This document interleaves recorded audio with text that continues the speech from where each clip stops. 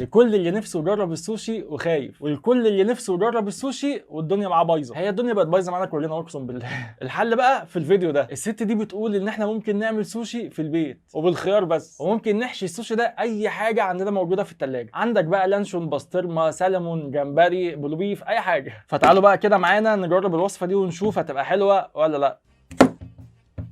اول حاجه هنعملها هنجيب قشاره زي دي، ونبدا بقى ايه نقشر الخياره دي شرايح كده، شرايح زي دي كده، بس حاولوا تظبطوها شويه. هي مالها بايظه ليه كده؟ نقلب الخياره طيب. ايوه ظبطت اهي. ونفضل بقى شغالين بالمنظر ده. طبعا الناس بتوع السوشي اللي انا صورت معاهم الكلام بعيد عنكم، ده سوشي مصري. الوصفه دي بقى لو نجحت هتبقى حلوه قوي للاطفال اللي هي بتبقى شبطانه في السوشي دول. بدل بقى ما تروحوا تجيبوا لهم سوشي ممكن تضحكوا عليهم بالسوشي ده. بعد ما قشرنا الخيار بقى هنجيب استرتش زي ده كده ونفرشه ونحط عليه الخيار. بعد كده بقى هنجيب شرايح الخيار دي ونبدا نرص فيها. اهم حاجه بس نحاول ان احنا ما نسيبش فراغات. شكلها تنجح. وممكن على فكره برضه نحشي الخيار ده رز على فكره، لان الخيار ده ايه خالص عامل زي الورق بتاع السوشي. بس كده الحمد لله عملناها بنجاح. بعد كده بقى هنجيب مناديل ونحاول ننشف الخيار ده عشان ما يكونش فيه ميه. هنجيب بقى جبنه زي ما هي عملت ونحط على الخيار. اي جبنه تلاقيها عندك في التلاجة بقى، بيضه، كريمي، اسطنبولي، اي حاجه. ونفرش بقى يا باشا الجبنه دي كده على الخيار.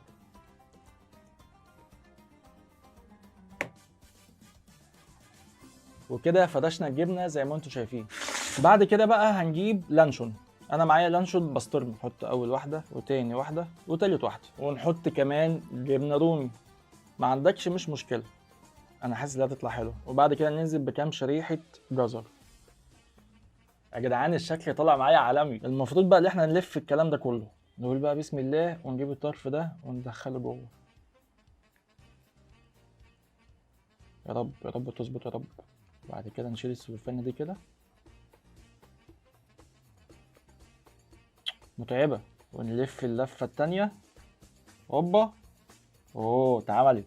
بعد كده نلف اللفه التالته. اوه نجحت يا جدعان، نجحت والله. وبعد كده بقى اخر لفه. هوبا، ونبرم بقى الطرفين دول ونلف بقى ونكبس كده ايه بايدينا. هنروح نحطه في الفريزر لمده 3 دقايق بس او 5 دقايق عشان بس يمسك نفسه ونعرف نقطعه، لان انا حاسس لو انا فكيت السلوفانه دي هيتفرفط مني. طيب كده عدى ال5 دقايق وبصراحه انا مش شايف فرق، فنحاول بقى نقطع السلوفانه دي. بسم الله. اهو واحده واحده كده بقى ونحاول نقطع.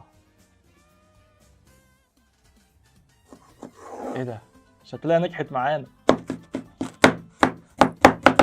نجيب بقى طبقنا الجميل ونحاول نرص فيه السوشي ده. بس المفروض بقى اللي هي بتقول لك ان السوشي ده صحي، احنا ما يهمناش صحي ولا مش صحي، اهم حاجه عندنا الطعم. عايزين بقى نرصها رصه اللي يشوفها ما يقولش ده خيار، يقول سوشي. وده كده السوشي بتاعنا. عايز بقى احط التاتش بتاعي. ممكن نحط شويه جزر كده مبشورين على كل واحده فيهم. هنعمل بس الصف اللي في النص ده، ونجيب اخر حبه دول نحطهم كده ايه على جنب لزوم التزويق. انا بقى بشوف الجماعه بتوع السوشي بيحطوا صوص ترياكي ومايو سبايسي وصوصات غريبه كده، فانا عندي تكساس صوص اللي هو قريب من صوص البيك تيستي. هو مش قريب، ده هو 99% صوص بيك تيستي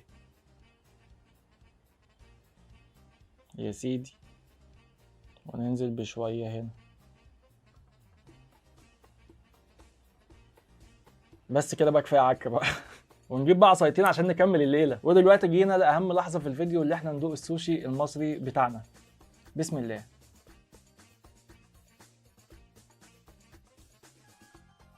الله، ايه ده طلع جامد يا جدعان والله. انا كنت بحسب الموضوع يطلع سلطه معايا. هي شريحه خيار رفيعه خالص ممكن تكون ما بتحسش بيها، واللانشون نوع حلو قوي وانت حاسس بطعمه. اكتر طعم في بقي هو طعم الجبنه الرومي عشان حادقه شويه. عالمي عالمي والله. الواحد ممكن ياخد الطبق ده وينزل يبيع القطعه ب 10 جنيه في الشارع. هما كام واحده؟ 1 2 3 4 5 6 7 8 9 10 11 12 13، وانا اكلت 3 يعني 16. يا لهوي 160 جنيه. طب واحده الله مشروع عالمي. هفكر في الموضوع ده. ندوق بقى اللي فيها صوص البيك تيستي. اي انا اتحسدت. يا لهوي، دي احسن بكتير. طعم المدخن اللي في الصوص بيهيئ لك ان انت تاكل برجر. ايه ده؟ لا يا جماعه والله جربوه، ده حلو قوي. ما تخيلتش الصراحه اللي طعمه يبقى كده. وبس كده، ده كان فيديو سوشي الغلابه. اتمنى يكون الفيديو عجبكم. يا ريت لو عجبكم ما تنسوش تعملوا لايك للفيديو وفولو على البيج. اشوفكم الفيديو الجاي، سلام.